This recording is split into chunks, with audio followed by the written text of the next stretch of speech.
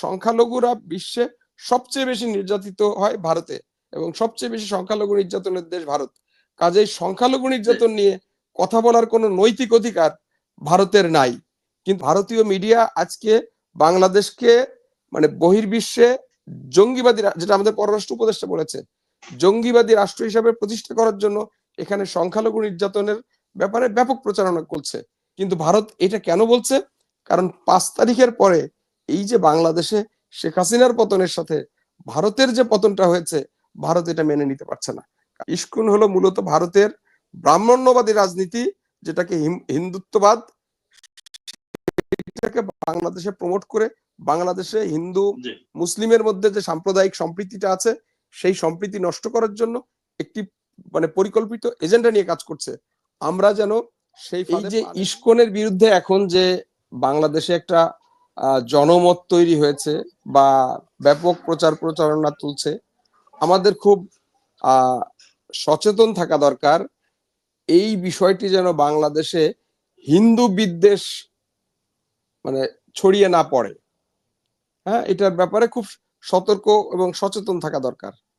আমরা শুধু ইস্কন এবং ইস্কনের যে সমস্ত লোকজন এই ধরনের অপকর্ম করছে, অর্থাৎ বাংলাদেশে ভারতীয় আধিপত্যবাদ বিস্তারের লক্ষ্যে তাদের এজেন্ডা নিয়ে কাজ করছে, আমরা যেন শুধু তাদেরকেই টার্গেট করি। হ্যাঁ, আমরা যেন সমস্ত মানুষকে, সমস্ত হিন্দুদেরকে আমরা টার্গেট না করি, বা আমাদের বলা বা বক্তব্যের মধ্য দিয়ে যেন এই বিষয়টা যেন পরিণত না হয়ে যায় যে আমরা মানে হিন্দু বিদ্বেষ একটা তৈরি না। বাংলাদেশ একটা অসাধারণ সাম্প্রদায়িক সম্প্রীতির দেশ। সংখ্যালঘুর নির্যাতন, এখানে গোবিন্দ দা আছেন, তিনি বলবেন সংখ্যালঘুর নির্যাতন বলতে কি বোঝায়। আমি এটা নিয়ে দীর্ঘদিন কাজ করেছি। আমার দৃষ্টিতে সংখ্যালঘু হিসাবে কাউকে নির্যাতন করা হচ্ছে কিনা, অর্থাৎ কাউকে সংখ্যালঘু ট্রিট করে যে তুমি হিন্দু সেই জন্য তোমাকে আমি এই নির্যাতনটা করছি, তুমি হিন্দু সেই জন্য তোমাকে আমি ক্ষতি করছি, তুমি হিন্দু সেই জন্য তোমাকে আমি বঞ্চিত করছি, এইটা করা হচ্ছে কিনা। যদি এই ধরনের ঘটনা ঘটে তাহলে সেটাকে আমি সংখ্যালঘু নির্যাতন বলি। আর বাট বাংলাদেশে যেটা হচ্ছে, বাংলাদেশে আমাদের দেশে সোশ্যাল ক্রাইম হয়, আমরা খুব কাছাকাছি বসবাস করি, হিন্দু বাড়ি মুসলিম বাড়ি পাশাপাশি বসবাস করি, হিন্দুর জমির মানে হিন্দুর জমির আর পাশে মুসলিমের জমি আছে, এই জমির আল ঠেলাঠেলি কিন্তু মুসলমানদের মধ্যেও, মুসলমানদের মধ্যেও হয়, হিন্দুর মধ্যেও হয়, আবার হিন্দু মুসলিমের মধ্যেও হয়। যে যেখানে মানে ক্ষমতাবান সে সেখানে দুর্বলের মানে গ্রাপ করে, যে যেখানে ক্ষমতাবান সে সেখানে দুর্বলকে মানে নির্যাতন করে, জুলুম করে, রেপ করে, না ঘটনা ঘটে। এই যে আমরা হিন্দু নির্যাতনের কথা করছি, এটা হচ্ছে একটা হলো সোশ্যাল ক্রাইম, আরেকটি আছে হলো পলিটিক্যাল ক্রাইম। বিগত মানে এই আওয়ামী লীগের 15 বছরে আওয়ামী লীগের ব্যানারে থাকা হিন্দু নেতারা আপনার বিভিন্ন জায়গায় যারা ক্ষমতা তাদের তাদের মানে পলিটিক্যাল পাওয়ার ব্যবহার করে মানে এটা কি বলে যে প্রতিপক্ষের রাজনৈতিক কর্মী, ইট মে বি মানে মুসলিম অথবা হিন্দু অথবা বৌদ্ধ অথবা খ্রিস্টান, পলিটিক্যাল কারণে তাদের উপরে নির্যাতন করেছে। হ্যাঁ, পলিটিক্যাল পাওয়ার ব্যবহার করে। এখন যখন ক্ষমতার পালা বদল হয়েছে, ওই নির্যাতিত যারা ছিল সেই নির্যাতিত লোকজন তারা অনেক ক্ষেত্রেই তারা প্রতিশোধ নিচ্ছে। ইটস এ পলিটিক্যাল একটা রিপারকেশন। এখন আপনি যখন মেরেছেন তখন আপনি আওয়ামী লীগ ছিলেন, আর যখন আপনি পাল্টা মার খাচ্ছেন তখন আপনি গেরুয়া পোশাক দেখিয়ে বলছেন যে আমি তো মানে হিন্দু, আপনি টিকি দেখিয়ে বলছেন আমি তো সংখ্যালঘু। তো এই যে রাজনীতি, এইটা খুব একটা মানে বাজে রাজনীতি, এবং এই রাজনীতির জন্য অন্যতম দায়ী, আমি মিডিয়ায় কাজ করি, বাংলাদেশের মিডিয়া এবং বাংলাদেশের সুশীল সমাজ এবং বাংলাদেশের বুদ্ধিজীবী। আমি লাস্ট আমি একটা উদাহরণ দিয়ে কথাটা বলি।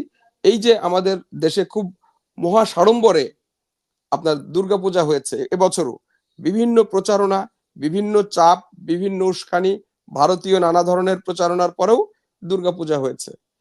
এরপরেও আমরা বিভিন্ন জায়গায় দেখেছি যে বেশ কয়েকটা জায়গায় দুর্গা মন্দির ভেঙেছে বা মূর্তি ভেঙেছে, এরকম কিছু ঘটনা ঘটেছে এবং সেই ঘটনাগুলো বিভিন্ন জাতীয় গণমাধ্যমে এবং আমাদের যে সমস্ত ফলাও করে প্রচার করা হয়েছে। কিন্তু পরবর্তীকালে আমরা যখন দেখলাম যে ওই মূর্তিটা ভেঙেছে হয়তো একজন হিন্দু বা ওই মন্দির কমিটিরই কেউ, বা এটা মন্দির নিয়ে এই ঘটনাটা যখন আমরা প্রচার হয়েছে এবং তাদেরকে যখন অ্যারেস্ট করা হয়েছে, সোশ্যাল মিডিয়ায় তাদের ছবিগুলো যখন বেরিয়ে এসছে, তখন দেখা যাচ্ছে যে অধিকাংশ মিডিয়া এই নিউজটা আর করে নাই, এইটা চেপে গিয়েছে। এবং এই যে আমাদের হিন্দু বৌদ্ধ খ্রিস্টান ঐক্য পরিষদ আছে, তারা কিন্তু ওই আগের যে তাদের যে তারা যে সমস্ত বই পুস্তক তৈরি করে, তারা আগে যে নিউজ হয়েছে যে মূর্তি ভেঙেছে ওই ছবিটা দিচ্ছে, কিন্তু পরবর্তীকালে যে আবার ওইটা যে মূর্তি ভাঙার লোকটা যে ধরা পড়েছে, সে যে একটা হিন্দু, ওইটা কিন্তু প্রচার করেনি। তখন বলা হচ্ছে না উনি তো মানসিক প্রতিবন্ধী ছিলেন, উনি আসলে নেশাগ্রস্ত অবস্থায় কাজটা করেছেন। এই প্রবলেমটা আপনি দেখেন, আমরা আমাদের হিন্দু বৌদ্ধ খ্রিস্টান ঐক্য পরিষদ খুব সুন্দর করে মানে অসংখ্য হিন্দুদের উপরে নির্যাতন করা হয়েছে এই 5 তারিখের পরে, সে তার একটা পরিসংখ্যান দিয়েছে। কিন্তু এই যে বাংলাদেশের আলেমরা, বাংলাদেশের মাদ্রাসার স্টুডেন্টরা, শিক্ষকরা, মসজিদের ইমামরা এই যে মানে হিন্দুদের মন্দিরের সামনে দাঁড়িয়ে পাহারা দিল, তাদের ব্যবসা প্রতিষ্ঠান পাহারা দিল, তাদের মানে ঘর বাড়ি পাহারা দিল, হিন্দু বৌদ্ধ খ্রিস্টান ঐক্য পরিষদের কোন রিপোর্টে এটা এসছে? এর জন্য কি তাদের কোনো প্রশংসা করা হয়েছে? একটাবার প্রশংসা, একটা লাইন প্রশংসা বাক্য আছে? আপনি ভারতীয় এই যে একটা মানে অসাধারণ সাম্প্রদায়িক সম্প্রীতি, ভারতীয় মিডিয়া আজকে বাংলাদেশকে মানে বহির্বিশ্বে জঙ্গিবাদী, যেটা আমাদের পররাষ্ট্র উপদেষ্টা বলেছে, জঙ্গিবাদী রাষ্ট্র হিসাবে প্রতিষ্ঠা করার জন্য এখানে সংখ্যালঘু নির্যাতনের ব্যাপারে ব্যাপক প্রচারণা করছে। এই ভারতীয় মিডিয়াতে কি আপনারা এই অসাধারণ একটা মানে দৃশ্য, যে এই যে মুসলমানরা গিয়ে সারা রাত জেগে মন্দির পাহারা দিয়েছে, এর একটা নিউজ কি আপনি ভারতীয় মিডিয়ায় দেখাতে পারবেন? বা ভারতে এই ধরনের একটা ঘটনা ঘটেছে এরকম একটা নজির দেখাতে পারবেন? বিশ্বের মধ্যে সংখ্যালঘুরা সবচেয়ে বেশি অনিরাপদ হলো ভারতে। নট অনলি মুসলিম, এটা কি বলে, বৌদ্ধ, খ্রিস্টান এবং তফসিলি এবং শিডিউল কাস্ট যারা, নিম্নবর্ণের হিন্দু যারা, ট্রাইবাল জনগোষ্ঠী যারা, অর্থাৎ সংখ্যালঘুরা বিশ্বে সবচেয়ে বেশি নির্যাতিত হয় ভারতে, এবং সবচেয়ে বেশি সংখ্যালঘু নির্যাতনের দেশ ভারত। কাজেই সংখ্যালঘু নির্যাতন নিয়ে কথা বলার কোনো নৈতিক অধিকার ভারতের নাই। কিন্তু ভারত এটা কেন বলছে? কারণ 5 তারিখের পরে এই যে বাংলাদেশে শেখ হাসিনার পতনের সাথে ভারতের যে পতনটা হয়েছে, ভারত এটা মেনে নিতে পারছে না।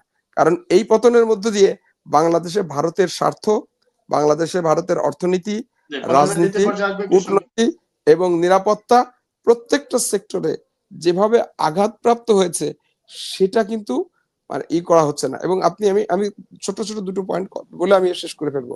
একটা হলো দেখেন, এই যে আওয়ামী লীগ আমলে আপনি দেখবেন যে বিভিন্ন সময় বিভিন্ন মাদ্রাসা থেকে আপনার ওই যে আমাদের মাদ্রাসাগুলোতে কুরবানির ছুরি থাকে, কারণ কুরবানির সময় মাদ্রাসার স্টুডেন্টরা, শিক্ষকরা বিভিন্ন মহল্লায় গিয়ে গরু জবাই করে চামড়াটা আনার জন্য ওই ছুরিটা তারা রাখে। এরা র্যাব পুলিশ রেড দিয়ে ওই মানে ছুরিগুলো এনে বলছে যে এখানে জঙ্গি ট্রেনিং হয়, এই যে দেশীয় অস্ত্র, তাই না? এগুলো দেখাইছে, আমরা অনেক দেখেছি এই এই জিনিসগুলো, এই ক্যারেক্টার গুলো। কিন্তু এই কিছুদিন আগেও আমরা দেখেছি মানে বাংলাদেশের এই যে আমার এলাকাতেই মানে বিশাল বিশাল মানে খড়গ নিয়ে, বিশাল বিশাল তলোয়ার নিয়ে প্রকাশ্যে মিছিল দেওয়া হয়েছে। এটা তাদের ধর্মীয়, আমি এটাকে নেগেটিভলি বলছি না, এটা তাদের ধর্মীয় উৎসব তারা করেছে। কিন্তু একই জায়গায় দুরকম বিচার কেন হবে? তাই না? ওইটাকে তো আমরা কেন বললাম মানে ওই বিভৎসতা হিসেবে দেখাই নাই? তাহলে এটা একটা দেখা উচিত। একইভাবে দেখেন জেডাই খান পান্না, এখানে তো তাকে একটা হুমকি দেয়া হয়েছে এবং সে কারণে সারা বাংলাদেশের সমস্ত আইনজীবীরা কি প্রবল প্রতিবাদ করেছে। কিন্তু আরেকজন আইনজীবী চট্টগ্রামে তাকে পিটিয়ে মেরে ফেলা হয়েছে, তা নিয়ে কিন্তু ওই প্রতিবাদ, ওই লেভেলের প্রতিবাদ আমরা দেখতে পাচ্ছি না। তো এই যে পিক অ্যান্ড চুজ, এই যে বিষয়গুলো, এই বিষয়গুলো আমাদের আসলে দেখা উচিত যে আমরা কিভাবে করছি। তবে আমি আবারও বলি, আমাদের অত্যন্ত সচেতন থাকা উচিত যে ইসকন যে কাজটা করছে, ইসকন হলো মূলত ভারতের ব্রাহ্মণ্যবাদী রাজনীতি, যেটাকে হিন্দুত্ববাদ, এটাকে বাংলাদেশে প্রমোট করে বাংলাদেশে হিন্দু মুসলিমের মধ্যে যে সাম্প্রদায়িক সম্প্রীতিটা আছে সেই সম্প্রীতি নষ্ট করার জন্য একটি মানে পরিকল্পিত এজেন্ডা নিয়ে কাজ করছে। আমরা যেন সেই ফাঁদে পা না দিই। এখানে দুইজন আলেম আছে, আমি তাদের কাছে মানে সবিনয়ে অনুরোধ করব, আপনারা যেহেতু মসজিদের ইমাম, আপনারা ওয়াজ করেন, আপনারা আপনাদের মঞ্চে দাঁড়িয়ে এই কথাটা বলবেন যে কখনোই যেন আমরা এই ফাঁদে পা না দিই। আমরা আমাদের বক্তব্য, আমরা আমাদের এই বক্তব্যগুলো কেন যেন কোনোভাবে যেন হিন্দু বিদ্বেষী না হয়ে পড়ে।